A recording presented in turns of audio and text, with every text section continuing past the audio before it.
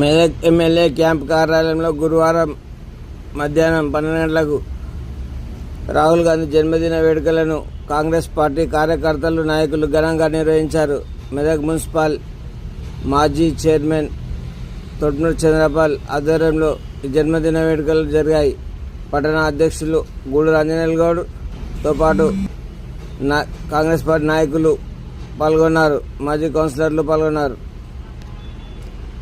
ఈ సందర్భంగా వారు జన్మదిన శుభాకాంక్షలు తెలిపారు.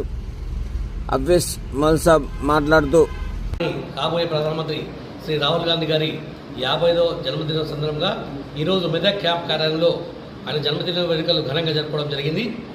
రాహుల్ గాంధీ గారు ఆరోగ్యాలతో రాబోయే కాలంలో ప్రధానమంత్రి కావాలని ఆ భగవంతుని అల్లాను యేసును కోరడం జరిగింది. అదేవిధంగా భారతదేశంలో రాహుల్ గాంధీ గారు ఈరోజు విదేశాలు కులమత పేరు చెప్పి విదేశాలు చెప్పుకుంటే విధంగా మతతో పార్టీ ప్రాతినిధ్యం చేస్తుంటే రాహుల్ గాంధీ భారత్ జోడో యాత్ర పేరుతో ఈరోజు కన్యాకుమారి నుండి కాశ్మీర్ వరకు దాదాపుగా 4,000-5,000 కిలోమీటర్లు నడిచి సేవాభావాన్ని దేశాన్ని ఐక్యతం చేయడానికి భారత్ జోడో యాత్ర చేయడం జరిగింది. ఆయన మమేకం ప్రతిరోజు కూడా ప్రజలతో మమేకం ఉండి ప్రజలతో నిత్యం గడుపుతున్నారు రాహుల్ గాంధీ గారు.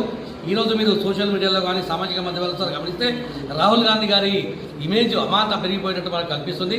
ఆయన చెప్పిన మాటలు కూడా ప్రజలు నమ్మే స్థితిలో ఉన్నారు. ఇప్పుడు ఎందుకు చేత అంటే ఆయన న్యాయంగా మాట్లాడతారు, నిజంగానే మాట్లాడతారు కాబట్టి, ఆయన అవినీతి పరుడు కాబట్టి ఈరోజు ప్రజలను నమ్మే స్థితిలో ఉన్నారు. అదేవిధంగా దేశంలో కుల్లగల్ల చేయని ఉద్దేశంతో చేస్తే ఈరోజు ప్రధానమంత్రి గారు కూడా కులగల్లన చేయడానికి ఒప్పుకోవడం జరిగింది. ఈరోజు మనం గమనిస్తే తెలంగాణ రాష్ట్రంలో కులగల్లన చేసిన ఘనత కూడా శ్రీ రాహుల్ గాంధీ గారి దగ్గర చెప్పుకుంటున్నాం.